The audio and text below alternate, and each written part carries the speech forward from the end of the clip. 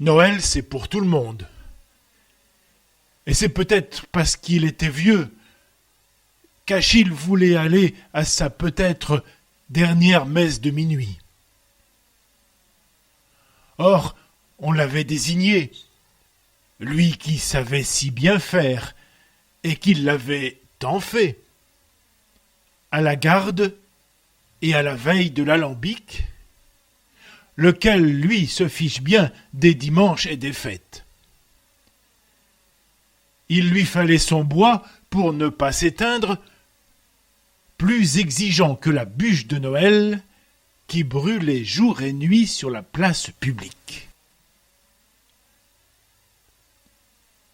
Il fallait faire l'eau-de-vie, si bien nommée parce que elle fait vivre le paysan. Et, que voulez-vous, il faut saisir le vin au bon moment. Et ce moment, c'était l'hiver.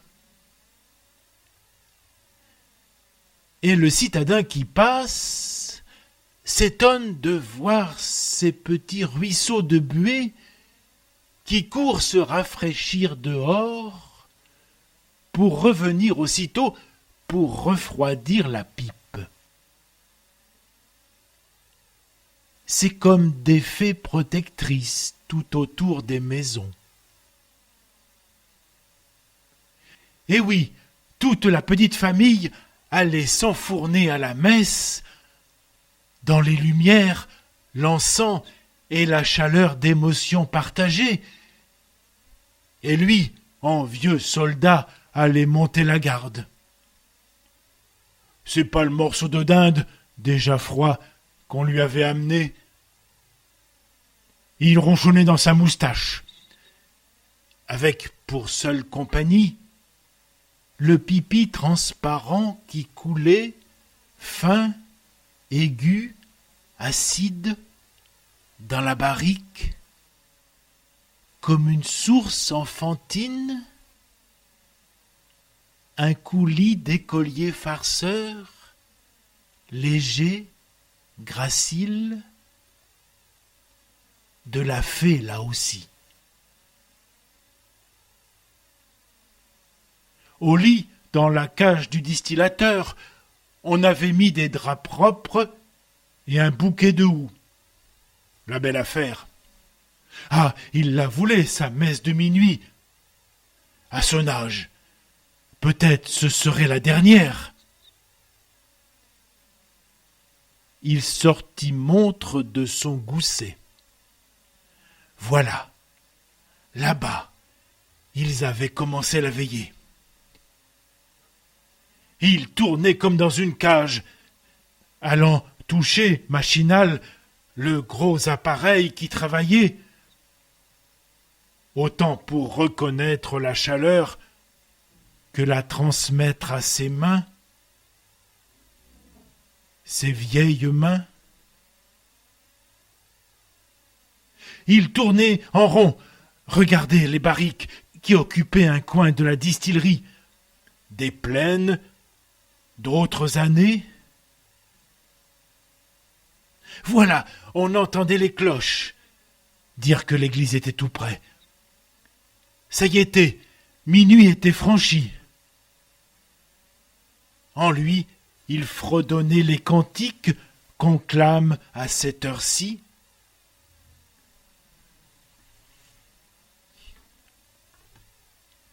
Et tiens, s'il mourait là, à l'instant, qu'est-ce qu'il dirait son gendre que le vieux soit mort sans avoir fait communion? Voilà-t-il pas qu'il lui prend d'installer sur le socle de l'alambic un peu du pain de son réveillon et un verre du vin. Comme s'il allait, tiens, là, lui-même, dire la messe. Il chasse cette idée saugrenue. Est-ce l'âge? Mais l'idée lui revient. Comment aller à la messe de minuit? Il ne peut pas l'emporter avec lui, ce fichu alambic. Il tourne en rond, mesure 10 fois le taux d'alcool, marmonne encore quelques cantiques. Ils doivent en être au sermon. Puis va s'étendre, rage tout dedans, se lève, arrête la coupe, roule une nouvelle barrique, charge le foyer, se brûle un peu, rouspète, sort de l'autre côté, chercher un peu d'autre bois, beugle maintenant tout seul les vieux chants de Noël. Ils doivent en être à la consécration. Ils s'arrêtent et par vénération baissent la tête. Mais cette messe de minuit, on la lui vole. Et l'alambic, immobile, ronflant, il s'en fout bien. Il sort sa montre. Voilà 1 heure presque passée depuis minuit. Il n'y tient plus, jette un œil au foyer, à tout le reste. Tout va bien.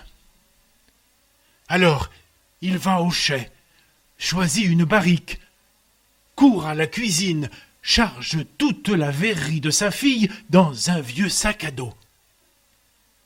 Et le voilà courbé sur la barrique, sortant dans un bruit de tonnerre, la roulant par les rues endormies, et voici qu'il ouvre tout grand les vantaux du portail.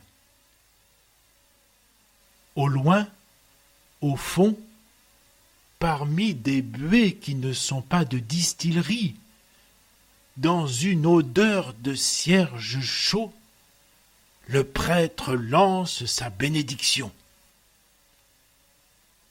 Alors le vieux Achille, dévalant sa barrique tout le long de l'allée centrale, se plante au bas du chœur et, débondant le fossé, déployant tous ses vers, offre une géante tournée de son meilleur pinot, pendant que les cloches sonnent, et qu'à voir toute cette foule comme soudain réveillée, il se dit en lui-même: « Bon sang, oh les poings de main que je vais crever !»